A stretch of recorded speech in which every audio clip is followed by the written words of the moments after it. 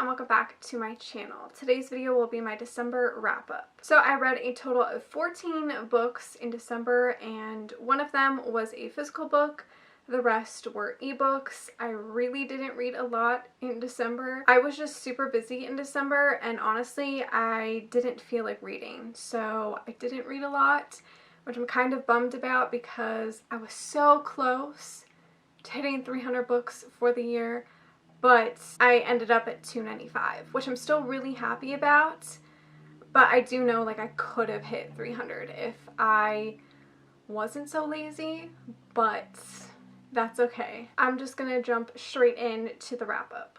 So the first book I read was On the Rocks by Candy Steiner. I gave this 4 out of 5 stars. I have finally read a Candy Steiner book and I really liked it. This is an age gap romance. It follows Noah, who works at this alcohol distillery, I think, or it's a whiskey distillery. He has worked there for years. His brothers also kind of work there, and his dad used to work there. His family is kind of looked down upon in the town a little bit, like they just think like they're kind of rough and bad news. Our female character, Ruby Grace, is the daughter of the mayor, and she is engaged, and as a gift to her future husband she goes to the distillery to get a certain whiskey, and that's where she bumps into Noah. I think she used to like have a crush on him when she was younger. I'm really happy that this is the first Candy Steiner book I read because I feel like I wouldn't have liked the other one that I wanted to read, which was A Love Letter to Whiskey. I don't think I would have liked that one if I started with that one first, so I'm glad I started with this one because I really liked it.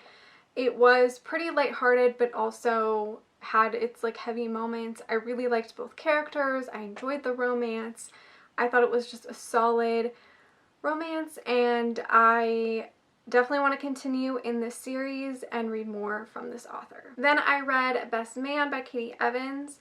This I got as an ARC from Social Butterfly PR, and this I gave 3 out of 5 stars. I liked it, but I just fully couldn't connect with the characters. Like I didn't feel like there was enough romance or enough for me to believe that they actually loved each other, if that makes sense. So this follows our female character who is about to be married, and the day before her wedding her fiance forgot the rings back at home. She is determined to get the rings and have like the perfect wedding day, so she decides that she wants to go on a long road trip to go get them before the wedding the next day. Her fiance is too hungover to go with her, so he sends the best man, who is Miles. Miles and our female character Leah have never gotten along. They've always been really rude with each other and mean. This road trip they kind of connect a little bit more and get to know each other more. This book was cute. I think I just had a problem with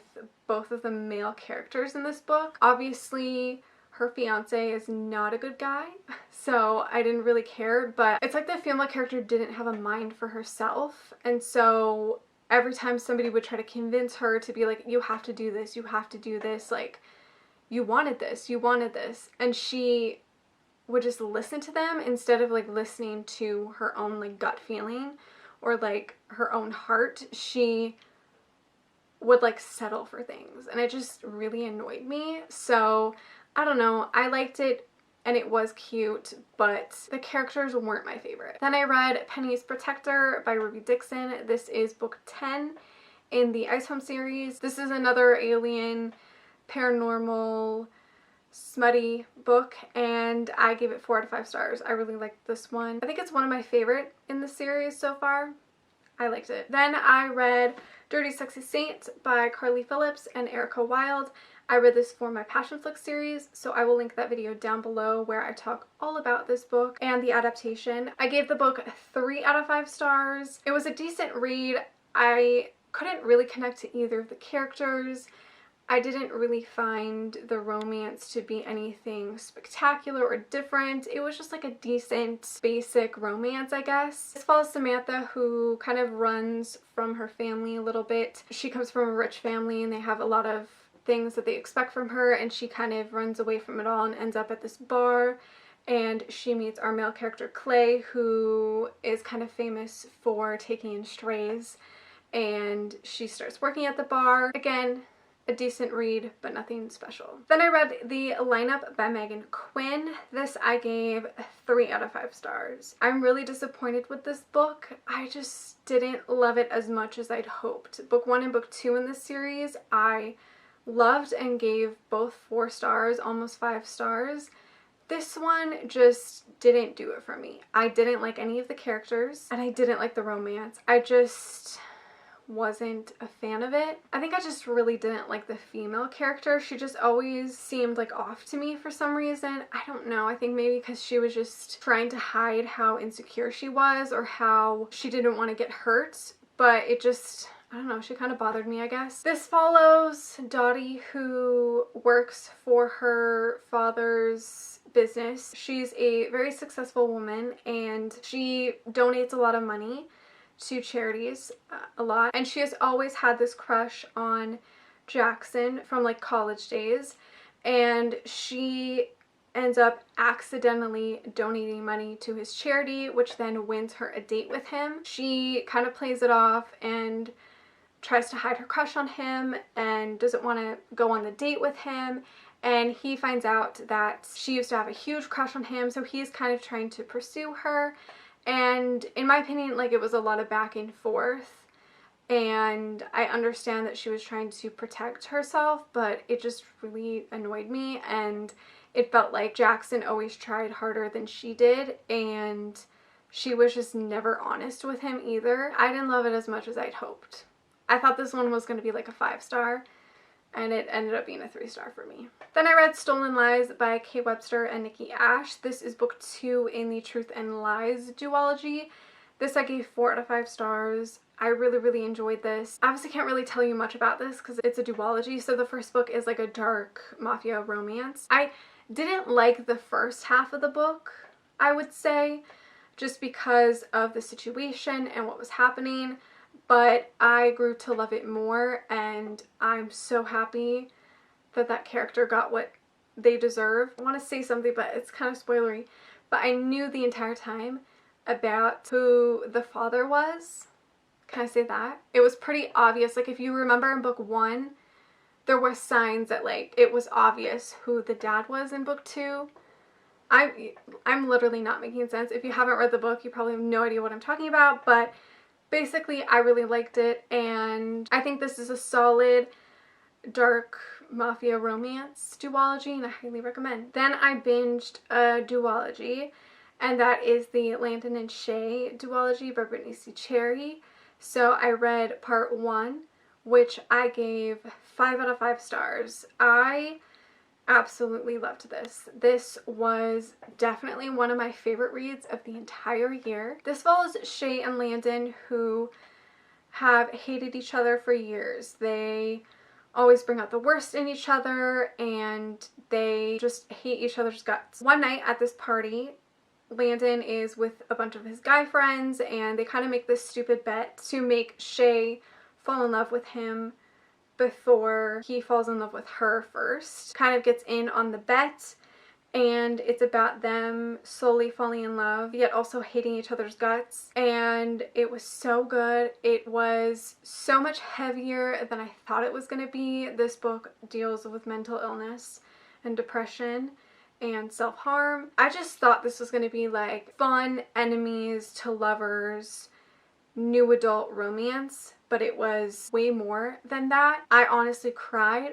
while reading this. I really loved it. Oh yeah, and there is talk about suicide in here as well, now that I'm thinking about it.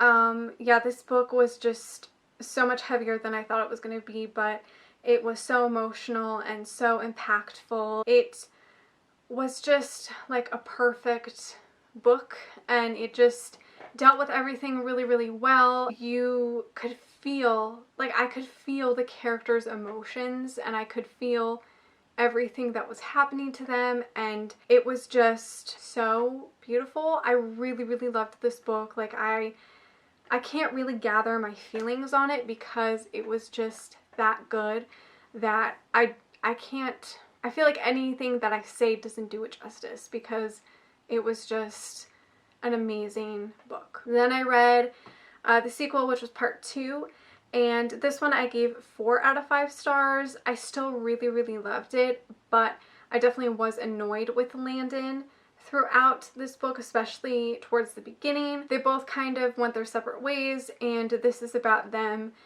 bettering themselves and then coming together. Again, it was really beautiful, but Landon did annoy me throughout this book a little bit just because he was very secretive and also kind of like back and forth. In book 1, their love felt so epic and so like them against the world and them overcoming everything. And then in book 2, it just felt like they lost everything and where their epic love story was, or like how in love that they were.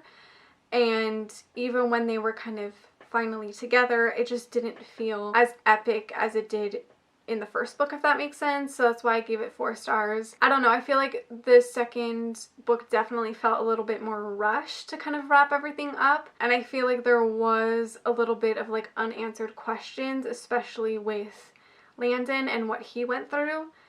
But I mean, overall I still really loved it, and I highly recommend this duology.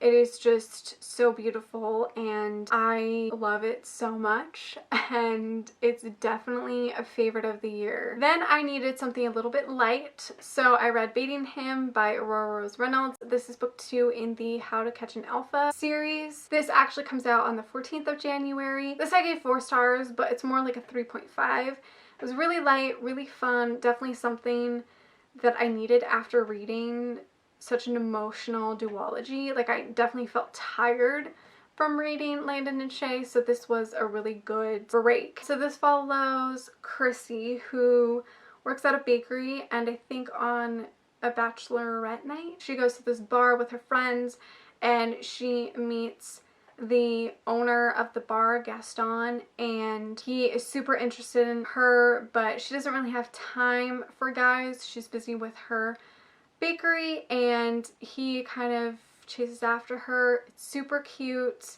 really lighthearted and fun. It was a great romance. Then I read Steal You by K.D. Robichaud and C.C. Monroe. This I gave 2 out of 5 stars. It was a very weird, dark, twisted, different book. I don't really know how to describe this book. This follows our female character who has kind of been obsessed with this guy who was her professor. You find out later that they had something, and he said that he would leave his wife for her and all of these things, and then something happens where he breaks up with her, forgets about her essentially, and she has not forgotten about it. She is still very obsessed with him. Essentially, he comes into the fertility place that she works at. He goes in for like a sperm analysis type thing, and she ends up stealing his sperm for herself. It's really fucking weird, and I don't know, I feel like if I was more in the mood to read like a dark, twisted romance, I probably would have given a higher rating.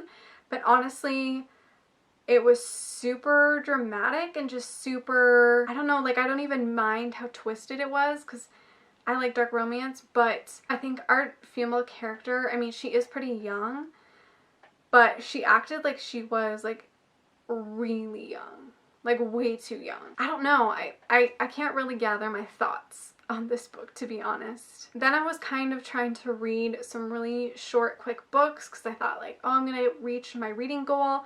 I didn't get to it, but I did finish a series that I wanted to finish, and that is the Corsairs series by Ruby Dixon, which is kind of a spin-off of her Ice Planet Barbarian series, but it's more pirates, but like they're also alien pirates, if that makes sense. I read the first one like ages ago, so I continued and I read book 2, which is in the Corsairs bed, which I gave 3 out of 5 stars. Again, these books are just really smutty, fun, quick books. Enticed by the Corsair, which is book 3, which I gave 3 out of 5 stars. Okay, sorry, I had to change my memory card. Then I read the 4th book, which is Deceiving the Corsair, which I also gave 3 out of 5 stars. I liked it. Again, it was fun.